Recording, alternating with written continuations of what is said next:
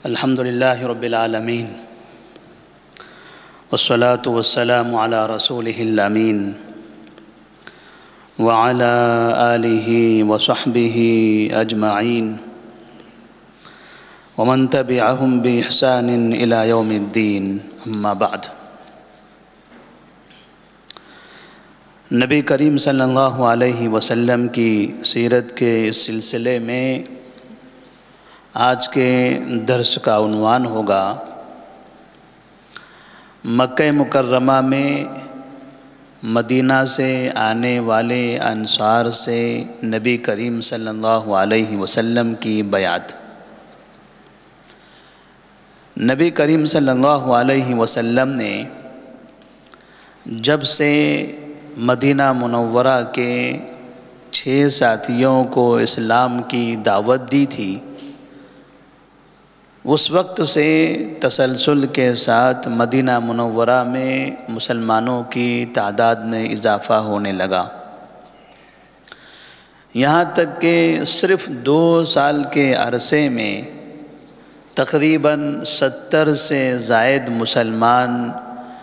مدینہ منورہ کے اندر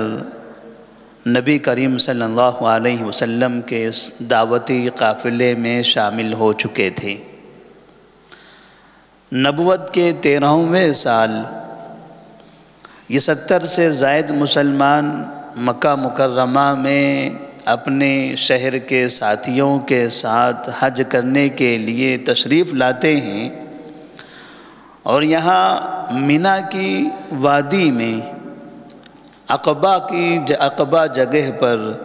نبی کریم صلی اللہ علیہ وسلم سے رات کا 1/3 حصہ گزر جانے کے بعد تاریکی میں تنہائی میں ملاقات کرتے ہیں۔ اس وقت نبی کریم صلی اللہ علیہ وسلم کے ساتھ عباس رضی اللہ تعالیٰ عنہ موجود تھے۔ عباس رضی اللہ تعالیٰ عنہ نے مدینہ سے آنے والے ان ساتھیوں سے کہا کہ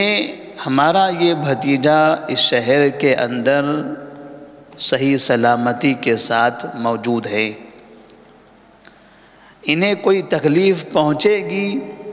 تو ہم اس کی حفاظت کریں گے۔ آپ میرے بھتیجے کو اس شہر سے ایک نئے شہر میں مکہ سے کافی دور لے جانا چاہتے ہو، اور اس جگہ پر ہمیں پہنچنے میں بھی دیر ہوگی، وہ ہمارے شہر سے کافی لمبے فاصلے پر بھی ہے، وہاں لے جا رہے ہو تو پہلے یہ طے کرو کہ کیا تم حقیقت میں ان کی ہر طرح سے حفاظت کر سکو گے؟ کہیں ایسا تو نہیں کہ تم پر آ جائے، تم پر کوئی مصیبت آئے، تم پریشان ہو جاؤ اور پھر تم نبی کریم صلی اللہ علیہ وسلم کا ساتھ چھوڑ دو۔ تو سب نے باقاعدہ عباس رضی اللہ تعالیٰ عنہ کے اس سوال پر نبی کریم صلی اللہ علیہ وسلم سے وعدہ کیا تھا، معاہدہ کر لیا تھا، اور کہا تھا فَخُذْ لِنَفْسِكَ وَلِرَبِّكَ مَا أَحْبَبْتَ۔ اے اللہ کے رسول صلی اللہ علیہ وسلم، آپ ہم سے جو معاہدہ کرنا چاہتے ہیں وہ معاہدہ کر لیجئے۔ اب ہم نے طے کر لیا ہے کہ ہر حالت میں آپ کو ساتھ لے کر جائیں گے، اپنے شہر لے جائیں گے اور حفاظت کے ساتھ وہاں رکھیں گے، اور وہاں سے ہم دین کی دعوت پوری دنیا میں عام کریں گے۔ نبی کریم صلی اللہ علیہ وسلم نے ان کے اس مطالبے پر کچھ بیعت کی، معاہدہ کیا، تقریباً 5 باتوں کا ان سے عہد لیا تھا۔ آپ صلی اللہ علیہ وسلم نے جن 5 باتوں کا عہد لیا تھا ان میں سے پہلی بات یہ تھی کہ آپ صلی اللہ علیہ وسلم کی وہ ہر حالت میں ہر بات مانیں گے۔ وہاں جانے کے بعد نبی کی کسی بات کا انکار نہیں ہوگا، کسی بات پر اختلاف نہیں ہوگا۔ دوسری چیز کہ جب بھی کسی بھی مسئلے پر خرچ کی ضرورت پڑے گی تو ہر حالت میں اپنا مال خرچ کرو گے، مال کے خرچ کرنے میں کوئی کوتاہی نہیں ہوگی۔ اور تیسری بات کہ اس شہر میں، اس علاقے میں، یا جب بھی ہم آپ کو کسی بھلائی کا حکم دیں تو آپ اس بھلائی کے کام کو آگے بڑھاؤ گے، اور کسی برائی سے روکیں تو آپ اس برائی سے رک جاؤ گے، خود بھی بھلائی کا حکم دو گے اور برائی سے لوگوں کو روکو گے۔ پانچویں چیز یا چوتھی چیز کہ تم جو بھی کام کرو گے یہ سب اللہ کی رضا کے لیے ہوگی، سارے کام اللہ کو خوش کرنے کے لیے، اللہ کی رضامندی کے لیے ہوں گے۔ کوئی تمہیں خاندانی اعتبار سے، مال کے اعتبار سے، نسب کے حساب سے، کسی بھی وجہ سے، کسی بھی ناحیت سے تمہیں عار دلانا چاہے، تمہیں پریشان کرنا چاہے تو تم اس کی کوئی پرواہ نہیں کرو گے، تمہیں اس سے کوئی مطلب نہیں ہوگا، تمہارا مقصد ہوگا، مقصود ہوگا اللہ کی خوشنودی۔ اور پانچویں چیز کہ جب میں تمہارے پاس آ جاؤں تو ہر حالت میں تم میری مدد کرو گی، کوئی بھی شخص مجھے نقصان پہنچانے کی کوشش کرے گا تم آگے رہو گے، میری حفاظت کرو گے۔ نبی کریم صلی اللہ علیہ وسلم نے ان 5 باتوں کا ان سے معاہدہ لیا، اور برا رضی اللہ تعالیٰ عنہ یا ابو الہیثم بن تیہان رضی اللہ تعالیٰ عنہ کھڑے ہوئے اور انہوں نے کہا یا رسول اللہ، ان بیننا وبین الرجال حبالا وإنا قاطعوها فهل عسیت ان نحن فعلنا ذلك ثم اظہرک اللہ ان ترجع الى قومک وتدعنا۔ اللہ کے رسول صلی اللہ علیہ وسلم، ہم آپ سے ان باتوں پر معاہدہ کر لیتے ہیں، یہ بیعت ہمیں منظور ہے، اور اسی جگہ، اسی محفل میں ایک بڑا قدم ہم اٹھا دینا چاہتے ہیں، وہ یہ ہے کہ مدینہ میں یہودیوں سے ہمارے معاہدے ہیں، ہم نے ان سے معاہدے کر رکھے ہیں، اسی مجلس میں آپ کے سامنے ہم ان معاہدوں کو توڑ دیتے ہیں، کیونکہ اب شر کے ساتھ کوئی معاہدہ نہیں ہوگا، شر کے ساتھ کوئی دوستی نہیں ہوگی، اب جو دوستی ہوگی، جو معاہدہ ہوگا خیر کے کاموں پر۔ لیکن اگر ہم نے ان سے معاہدہ توڑ دیا، ظاہر سی بات ہے یہ معاملہ اتنا آسان نہیں ہوگا، پھر کبھی اللہ تبارک و تعالیٰ نے آپ کو غلبہ عطا کر دیا، مکہ والے آپ کے موافق ہو گئے، ابھی تو مخالف ہیں، لیکن پھر کبھی آئندہ چند سالوں کے بعد ان کی زندگیاں تبدیل ہو جائیں اور وہ آپ کے موافق ہو جائیں اور پھر کہیں یا رسول اللہ آئیے اپنے شہر، آپ کا اپنا وطن، آپ کا مکہ، آپ کے والدین کا گاؤں، آپ جہاں پیدا ہوئے تھے وہ شہر، جہاں کعبہ ہے وہ، تو پھر کہیں ایسا تو نہیں کہ آپ ہمیں چھوڑ کر چلے جاؤ گے؟ ایسا تو نہیں کہ پھر آپ کے شہر والوں نے آپ کو بلا لیا اور آپ ہمیں چھوڑ کر چلے جاؤ گے اور ہم اپنے شہر کے اندر ان یہودیوں سے مقاطعہ کر لیں، بائیکاٹ کر لیں، ان کے معاہدوں کو ختم کر لیں اور پھر وہاں ہم آپس میں لڑتے بھیڑتے رہ جائیں؟ نبی کریم صلی اللہ علیہ وسلم ان کی یہ بات سن کر مسکرانے لگے اور آپ نے فرمایا بل الدم بالدم والہدم بالہدم انا منکم وانتم منی احارب من حاربتم واسالم من سالمتم۔ تمہیں ایسا لگتا ہے کہ میں چلا جاؤں گا واپس؟ چلیے مجھ سے بھی معاہدہ لے لیجئے، جس طرح سے تم نے میرے ساتھ معاہدہ کیا ہے ہر حالت میں میری حفاظت کرنے کا، اس دین کو کامیاب بنانے کا، دعوت کو آگے بڑھانے کا، میں تو اسی مقصد کے لیے آیا ہوں دنیا میں۔ میں بھی آپ سے معاہدہ کر لیتا ہوں، میری طرف سے الدم بالدم والہدم بالہدم، خون کا بدلہ خون، بربادی کا بدلہ بربادی، یعنی ہر حالت میں اگر شہر پر کسی طرح کا کوئی حملہ ہوتا ہے تو ایسی صورت میں جس طرح سے تمہارا خون بہے گا ویسے میرا بھی خون بہے گا، میں تمہیں پریشانی میں چھوڑ کر کسی اور جگہ نہیں بھاگوں گا۔ اگر کوئی آپ کے شہر پر حملہ کرتا ہے، برباد کر دیتا ہے، تو مقابلے کے لیے میں بھی تیار رہوں گا، میں بھی اس جگہ پر برباد ہو جاؤں گا، لیکن تمہیں بربادی کی حالت میں چھوڑ کر نہیں جاؤں گا۔ وَحَارِبُ مَنْ حَارَبْتُمْ وَأُسَالِمُ مَنْ سَالَبْتُمْ، جن سے تم جنگ کرو گے ان سے میں جنگ کروں گا، اور جن سے تم معاہدہ کر لو گے ان سے میں معاہدہ کر لوں گا۔ اب کیا چاہیے؟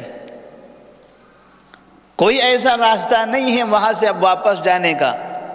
اب اس شہر سے ہم نکلیں گے تو واپسی کے سارے دروازے ہم بند کر دیں گے، اب ہمیں اسی جگہ رہنا ہوگا۔ پیدائش ہماری یہاں ہوئی ہے لیکن ہماری زندگی کا اختتام آپ کے ساتھ ہوگا۔ نبی کریم صلی اللہ علیہ وسلم نے اس طرح سے انہیں زبان دے دی، انہیں بھی تسلی ہو گئی۔ وہ تو چاہتے ہی تھے کہ نبی کریم صلی اللہ علیہ وسلم اس پریشانی سے نکل جائیں۔ یہ ایسا معاہدہ ہے جو باقاعدہ دنیا کا سب سے پہلا اسلامی معاشرے کا قیام تھا۔ نبی کریم صلی اللہ علیہ وسلم کی بعثت سے پہلے پوری دنیا میں کفر پھیل چکا تھا۔ مسلمانوں کی ایک پہلی جماعت تھی، پہلی ٹولی تھی، پہلا یہ ایک گروہ تھا، پہلے وہ مبارک افراد تھے جو باقاعدہ ایک نئی سوسائٹی بنانے پر متفق ہو رہے تھے۔ ابھی تک ایسا کوئی معاشرہ نہیں تھا۔ لوگ الگ الگ فرقوں میں بٹے ہوئے تھے، قبائل میں تقسیم ہو چکے تھے، برائیاں تھیں، لوگ کئی قبیلے باقاعدہ دنیاوی اعتبار سے دشمنی پر متفق ہوا کرتے تھے، شر فساد پھیلانے پر اتفاق کر لیتے تھے، خاندانی عصبیت پر اتفاق کر لیتے تھے، لیکن یہ پہلے معاشرے کی بنیاد ہے جو خیر پر تھی۔ خیر یہ تھا کہ ہم جس معاشرے میں رہیں گے، ہماری جو جماعت ہے یہ جماعت خیر کی تعلیم دے گی، شر سے منع کرے گی اور اپنے نبی کی فرما بردار بنے گی، ہر حالت میں نبی کی فرما بردار بنے گی۔ تو جس طرح سے ان کی فرما بردار عمل میں ہوگی، زبان سے بھی ہوگی، ایسے ہی نبی کریم صلی اللہ علیہ وسلم جب بھی کسی جگہ مال کے خرچ کرنے کا حکم دیں گے تو لوگ اپنا مال بھی نچھاور کر دیں گے، اس لیے کہ نئے معاشرے کی تشکیل کے لیے ایک امیر کا ہونا، ایک قائد کا ہونا، ایک رہنما رہبر کا ہونا اور پوری قوم کا اس پر متفق ہونا ضروری ہوتا ہے۔ امیر ہو، قائد ہو، رہنما ہو، قوم متفق نہ ہو تو یہ نیا معاشرہ بننے سے پہلے ہی برباد ہو جاتا ہے۔ اور ہر معاشرے کی تشکیل کے لیے، ہر جماعت کی تشکیل کے لیے باقاعدہ مال کی ضرورت پڑتی ہے۔ صرف نماز، صرف روزہ یہی کافی نہیں ہے، اس کو اور آگے بڑھانا ہے، اس دعوتی کام کو کامیاب کرنا ہے تو آپ کو مال کی بھی ضرورت ہے، اللہ کے راہ میں پیسہ خرچ کرنے کی بھی ضرورت ہے۔ نبی کریم صلی اللہ علیہ وسلم نے باقاعدہ مال کے سلسلے میں ان سے معاہدہ لے لیا تھا، اور ساتھ میں اپنے امیر کی حفاظت، اپنے قائد کی حفاظت ضروری ہے۔ نبی نے فرمایا تھا ہر حالت میں تم میری حفاظت کرنا، آپ نے کہا ایسی حفاظت جس طرح سے تم اپنے چھوٹے بچوں کی حفاظت کرتے ہو۔ بچہ گھر سے باہر نکلتا ہے تو اسے تنہا نہیں چھوڑا جاتا، گھر کے لوگ اس پر نظر رکھتے ہیں، اس کے پیچھے جاتے ہیں، وہ کہاں جا رہا ہے، کیا کر رہا ہے، وہ یعنی اس طرح سے مکمل طور پر اس پر نظر رکھی جاتی ہے۔ نبی نے کہا ایسے ہی باقاعدہ تم میری حفاظت کرو گے، میں گھر میں ہوں تب بھی اطراف میں رہ کر میری حفاظت، میں شہر کے اندر گھوموں تب بھی اس جگہ میرے ساتھ آپ رہو گے، میں شہر سے باہر نکلوں تب بھی میرے ساتھ آپ رہو گے۔ اس لیے نبی کریم صلی اللہ علیہ وسلم کو مدینہ میں کبھی تنہا نہیں رکھا گیا، ہمیشہ جب بھی آپ سفر میں رہتے تھے تو نبی عبداللہ بن عمر رضی اللہ تعالیٰ عنہما فرماتے ہیں کہ جب بھی آپ کہیں سے آ رہے ہیں، آپ سے پوچھا جائے آپ کہاں سے آئے ہیں تو کہتے ہیں فلاں جگہ سے میں اور میرے ساتھ ابوبکر عمر آئے ہیں۔ آپ کہاں جا رہے ہو تو کہتے تھے میں فلاں جگہ جا رہا ہوں، میرے ساتھ ابوبکر اور عمر موجود ہیں۔ یعنی کسی بھی جگہ آپ جا رہے ہیں، صحابہ رضی اللہ تعالیٰ عنہ میں سے کوئی نہ کوئی آپ کے ساتھ رہتے تھے۔ اس طرح عباس بن عبد المطلب نے جب دیکھا کہ یہاں معاملہ اب آسان ہے، نبی کریم صلی اللہ علیہ وسلم بحفاظت وہاں رہ سکتے ہیں، تو انہیں اطمینان ہوا۔ اس کے بعد آپ صلی اللہ علیہ وسلم نے باقاعدہ مدینہ کی جانب جانے کی تیاری کی، لیکن اس معاہدے کے بعد مکہ کی جانب ہجرت کا جو سفر تھا یہ آسان نہیں تھا۔ معاہدہ تو ہو گیا رات کی تاریکی میں، لیکن دن کے اجالے میں اب لوگوں کی نظروں کے سامنے شہر میں کیا ہونے والا ہے وہ بڑے مسائل ہیں۔ یہ معاہدہ ایک رات کا 1/3 حصہ گزرنے کے بعد مکہ شہر سے دور تنہائی میں ہوا تھا، لیکن اس معاہدے کی گونج سارے شہر کے اندر گھوم گئی، اس کی آواز ہر طرف پھیل گئی کہ نبی نے محمد بن عبداللہ نے ہمارے شہر کے اس آدمی نے مدینے والوں سے معاہدہ کر لیا ہے اور کسی بھی وقت یہ مکہ چھوڑ سکتا ہے، وہاں جانے سے پہلے اس کا خاتمہ کر دیا جائے۔ یہ معاہدہ مکمل نہ ہو سکے، ان کا یہ سفر کامیاب نہ ہو سکے، کوئی بھی ایسا موقع نہ گنوایا جائے کہ یہ آدمی ہمارے چنگل سے نکل جائے اور مدینہ جانے میں کامیاب ہو جائے۔ لہٰذا دوسری طرف وہاں ایک الگ قسم کی تیاری ہونا شروع ہو جاتی ہے۔ ادھر نبی صلی اللہ علیہ وسلم مدینہ جانے کی تیاری میں ہیں، ادھر انصاری صحابہ نبی کے استقبال کی تیاریاں کر رہے ہیں، اور ادھر مکہ والے اسی شہر میں نبی کو دفن کرنے کی تیاری میں ہیں۔ نبی کریم صلی اللہ علیہ وسلم کی زندگی جتنا ہم آگے پڑھتے چلے جائیں گے بڑے عجیب مسائل، لیکن اللہ تبارک و تعالیٰ تو چاہتا تھا کہ یہ آخری نبی ہیں اور اس نبی کی حفاظت ضروری ہے، اس نبی کی تعلیمات ابھی پوری دنیا میں پھیلانا ہے، لہذا ضروری ہے کہ اس نبی کو ایک محفوظ جگہ پر رکھا جائے تاکہ وہاں سے اب شریعت کے بقیہ جتنے مسائل باقی ہیں ان تمام مسائل کا نزول ہو، وہ تمام قوانین بنائے جائیں، وہ تمام ضوابط اتار دیے جائیں، لوگوں کو ہر طرح کے مسائل سکھا دیے جائیں، پھر اس کے بعد اس دنیا سے نکلیں۔ اللہ تبارک و تعالیٰ نے اس کا انتظام کر دیا۔ اللہ تبارک و تعالیٰ سے دعا ہے کہ اللہ تبارک و تعالیٰ تمام کو بھی اپنے اس علاقے میں جہاں ہم رہتے ہیں، اپنے محلے میں، اپنے شہر میں، اپنے علاقے میں، اپنی گلی میں مسلمانوں کے ساتھ آپس میں خیر کے کام پر متفق ہونے کی توفیق عطا فرمائے۔ شر کے کاموں میں ہم نہ کسی کا ساتھ دیں اور نہ شر کے کاموں کو ہم برداشت کریں۔ جب تک ہم اپنے معاشرے سے، اپنے محلے سے، اپنے علاقے سے شر کو اور شر کرنے والوں کو ختم نہیں کریں گے، ایسے لوگوں کو روکیں گے نہیں، ان کا ہاتھ نہیں پکڑیں گے تو شر یہ ہمارے گھر کے اندر تک داخل ہوگا اور ہمارا خیر کوئی کام نہیں دے گا، ہماری نسلیں تباہ ہو جائے گی۔ اس لیے ہم دیکھتے ہیں کتنے ایسے لوگ ہیں ان کے باپ نیک ہیں، ان کے چچا نیک ہیں، ان کے دادا نیک ہیں، لیکن ان کی اولاد برباد ہے۔ وہ خود نیک بنے، انہوں نے نمازیں پڑھی، وہ ذکر و اذکار میں لگے رہے، وہ مسجد کو لازم پکڑ لیے، لیکن انہوں نے اپنے اطراف اپنے قریب میں پلنے والی برائیوں کا خاتمہ کرنے کی کوششیں نہیں کی۔ جو ان کے قریب میں جرائم پیشہ افراد تھے ان سے نظریں چراتے رہے، جانے تو ان کا مسئلہ ہے، وہ تو فنا ہے، وہ تو ایسے ہی ہے،